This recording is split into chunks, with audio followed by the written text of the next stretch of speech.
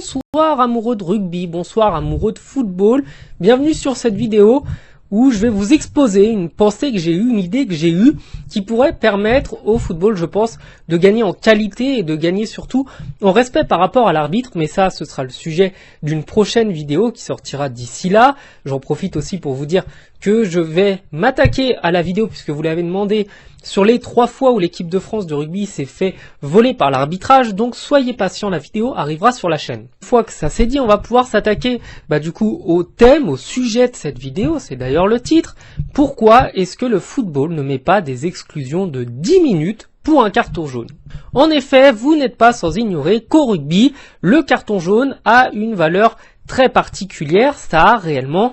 le goût d'une grosse sanction. En effet, pendant 10 minutes, le joueur qui se prend un carton jaune n'a plus le droit d'être sur le terrain. Il crée donc un déséquilibre et une infériorité numérique pour son équipe. Et le carton jaune est donc quelque chose d'assez pénalisant, pas autant que le carton rouge bien entendu, mais qui reste quand même très pénalisant. Et ainsi, il n'est pas rare pour une équipe sanctionnée d'un carton jaune de se prendre un essai parce que le manque d'un joueur suffit au rugby à beaucoup déséquilibrer la partie. Et sur ce point-là, je pense qu'au football, on est d'accord aussi, un joueur qui est absent lorsqu'il y a quelqu'un qui se blesse ou quelqu'un qui se prend un carton rouge, la sanction, elle est très lourde pour l'équipe et il peut arriver qu'une équipe parvienne à l'emporter en infériorité numérique, mais généralement, le manque d'un joueur rend quand même la tâche vachement plus compliquée. Autre chose, c'est qu'au rugby, l'avantage que ça procure, c'est que l'arbitre, de cette manière, il a moyen de sanctionner une équipe pour un manque de respect, pour un acte d'anti-jeu, pour quelque chose de dangereux ou une conduite anti-sportive, et il y a réellement derrière ça la volonté aussi de canaliser les joueurs parce que tout le monde sait que s'il a un comportement un petit peu trop virulent, un petit peu trop véhément aussi par rapport à l'arbitre, il est sous la sanction d'un carton et donc d'une expulsion temporaire du terrain. Et comme je vous l'ai dit avant, forcément, comme ça crée un déséquilibre, personne n'a envie de mettre ses petits camarades en difficulté. Sauf que le problème, pour moi, au football, c'est que le carton jaune, il a strictement aucune valeur, il n'apporte absolument rien. Il faut 3 cartons jaunes sur 5 ou 10 matchs, je crois, pour prendre un match de suspension, et grosso modo, les 3/4 des joueurs n'en ont strictement rien à faire. Et le seul risque qu'il y a, c'est pour un défenseur de s'en prendre un, parce qu'il est du coup sous la menace d'un carton jaune s'il recommence, et souvent, on dit au football qu'un joueur qui a pris un carton, il défend un petit peu moins bien, un petit peu moins, mais pour un milieu de terrain ou pour un attaquant, et encore pire pour un gardien, il n'y a littéralement aucun intérêt. Cela ne changerait absolument rien à un joueur de se prendre un carton jaune à chaque match. Concrètement, son équipe n'en aurait rien à faire. Et le problème avec ça, c'est que du coup les joueurs, ils se prennent des cartons jaunes, soit pour des contestations, soit pour des mots un petit peu trop hauts, ou soit aussi pour avoir essayé de gagner du temps, se mettre devant une balle, dégager le ballon lorsque son adversaire veut tirer. Bref, prendre un carton jaune au football, je pense que tout le monde s'en fout complètement. Ainsi, c'est là où je voulais vous emmener,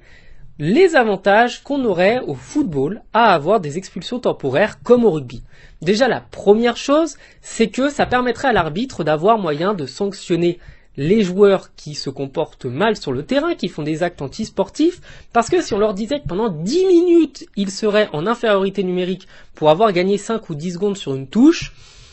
je pense que beaucoup moins de joueurs s'amuseraient à se mettre devant le ballon pour déranger. Deuxième chose, c'est que pour un défenseur, ça éviterait aussi des jeux un petit peu trop dangereux, parce que là aussi, si vous perdez un défenseur parce qu'il fait une faute un petit peu trop violente, croyez-moi, vous mettez toute votre équipe en galère, et donc ça pourrait aussi refaçonner la façon de se comporter, et ça pourrait peut-être aussi refaçonner, je pense, les effectifs des uns et des autres, parce qu'on penserait toujours que si on a un défenseur qui se prend un carton jaune, derrière ça peut être compliqué. La troisième chose, c'est que l'expulsion temporaire, elle existe déjà en football amateur, ça existe jusqu'en niveau DH, et les joueurs ne prennent pas cette fois-ci un carton jaune mais un carton blanc, et pendant 10 minutes, ils n'ont pas le droit de rester sur la pelouse, et avec ça, généralement, les arbitres, ils arrivent à maintenir un petit peu de calme, et bon, ça arrive souvent, je dois l'avouer, j'ai joué en district, ça arrive souvent, que des joueurs soient un peu véhéments, mais concrètement, quand vous savez que vous prenez une expulsion temporaire, ça calme quand même pas mal les joueurs, et je me dis que si ça fonctionne en football amateur, je ne vois pas pourquoi ça ne fonctionnerait pas en football professionnel. Quatrième chose, c'est qu'on gagnerait énormément en fluidité sur le terrain, parce qu'un joueur qui fait de l'anti-jeu perd du temps et casse le rythme, et s'il se fait sanctionner immédiatement par 10 minutes d'expulsion temporaire, le joueur va vraiment se calmer. Donc dans l'ensemble, je pense que ce carton jaune qui donne une expulsion serait parfait dans le football. Après, une fois qu'on a quand même dit les avantages, les gros avantages que je vois, moi j'y vois un petit inconvénient,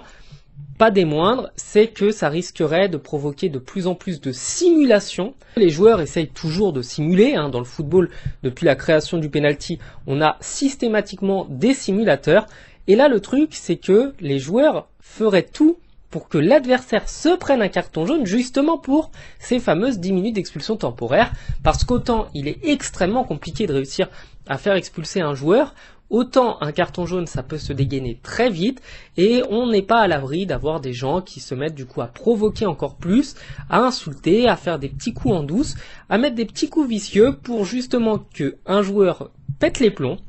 se prenne un carton jaune et se fasse donc expulser 10 minutes. Et le deuxième gros problème, c'est que du coup, on se retrouverait à avoir quasiment toujours des recours à la VAR pour savoir si ça mérite carton jaune ou pas. Et déjà que dans le football, on a beaucoup trop de polémiques à mon goût. Mais avec ça, je pense qu'on se retrouverait avec quelque chose d'encore pire. Donc bon, en prenant le pour et le contre, je suis quand même de ceux qui vous diront que le carton jaune serait une bonne chose en suivant la mode du rugby. Après, il y a toujours des inconvénients, mais ça, c'est aussi aux arbitres de parvenir à justifier leur choix, et puis c'est aussi, je pense, en amont, à toutes les structures éducatives de football, d'apprendre aux gens à respecter l'arbitre, à respecter le jeu, à être fair-play, et on n'aurait peut-être pas besoin de mettre des 10 minutes d'expulsion temporaire. Enfin bref, donnez-moi votre avis à vous, ce que vous en pensez, est-ce que c'est une bonne ou une très mauvaise idée ? J'attends de voir tous vos commentaires et je vous dis à bientôt sur la chaîne. Ciao.